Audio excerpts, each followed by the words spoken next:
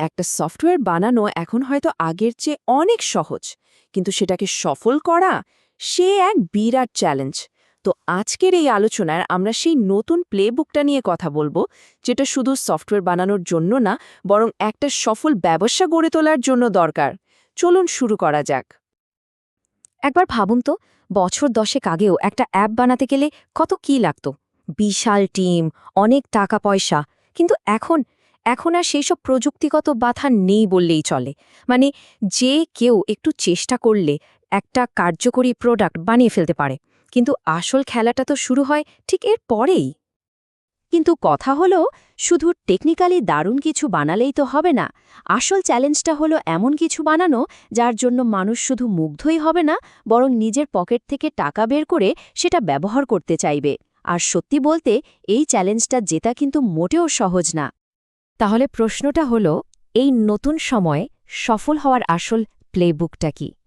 এই আলোচনায় আমরা ঠিক সেই রাস্তাটাই খুঁজে বের করার চেষ্টা করব, যা শুধু একটা আইডিয়া থেকে সফল একটা ব্যবসায় নিয়ে যেতে পারে। তো আমাদের প্রথম পর্ব স্যাস গ্রেভইয়ার্ড।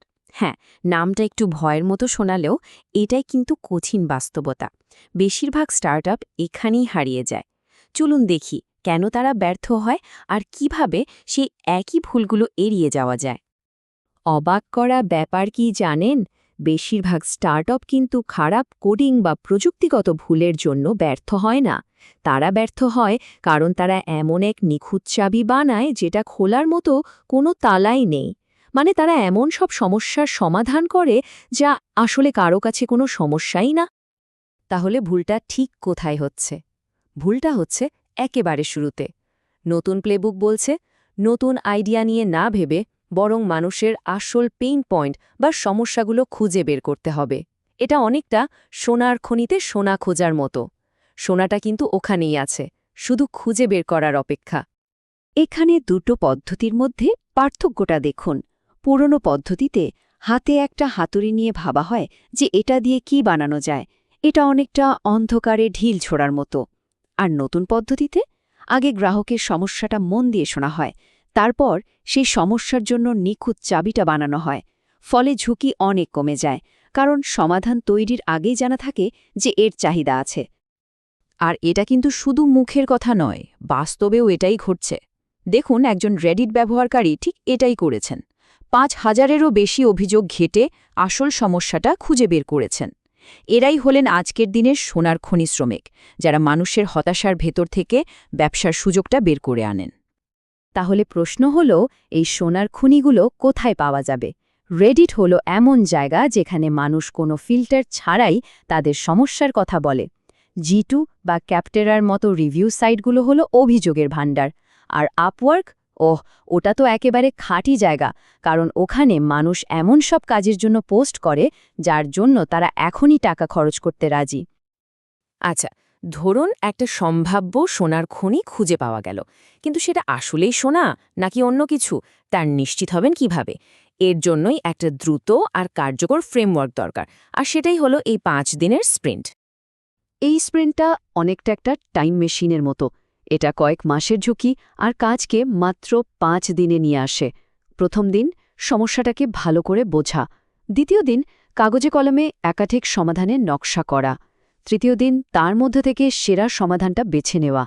চতুর্থ দিন কোনো কোডিং ছাড়াই কিছু টুলস ব্যবহার করে সমাধানটার একটা নকল বা মুখোশ তৈরি করা। আর সবচেয়ে জরুরি পঞ্চম দিন সম্ভাব্য গ্রাহকদের সামনে সেটা নিয়ে প্রশ্ন করা, এর জন্য কি টাকা দেওয়া যায়? একদম সহজ কথায়, হাজার হাজার ডলার আর শত শত ঘন্টা কোডিংয়ের পেছনে খরচ করার আগে এই স্প্রিন্ট একটা ট্রাফিক সিগন্যালের মতো কাজ করে। সবুজ বাতি মানে এগোনো যেতে পারে, আর লাল বাতি মানে এখানে থামতে হবে এবং নতুন কিছু নিয়ে ভাবতে হবে।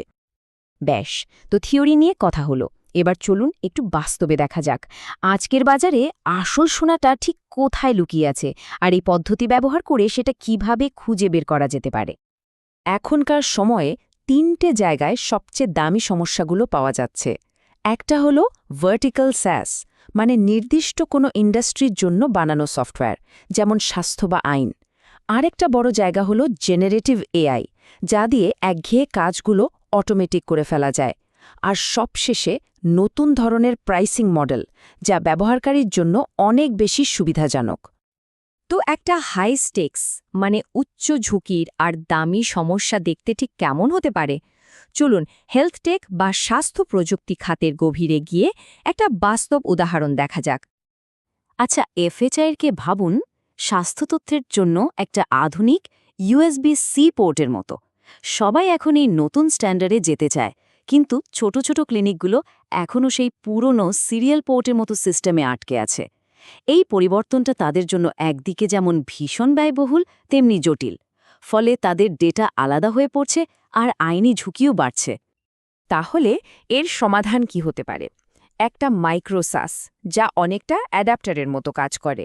এটা পুরনো সিস্টেমের জন্য একটা আধুনিক USB-C আউটলেট তৈরি করে দেয়। এর একটা সহজ ইন্টারফেস থাকে, যেটা দিয়ে ক্লিনিকগুলো নিজেরাই পুরনো ডেটাকে নতুন ফরম্যাটে সাজিয়ে নিতে পারে, কোনো কোডিং ছাড়াই।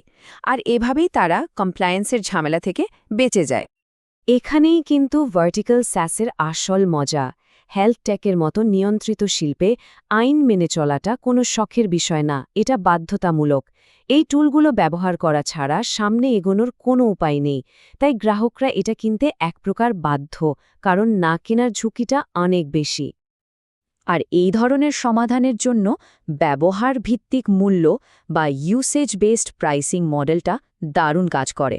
মানে ছোট ক্লিনিকগুলোকে শুরুতে বড় কোনো মাসিক ফি দিতে হয় না।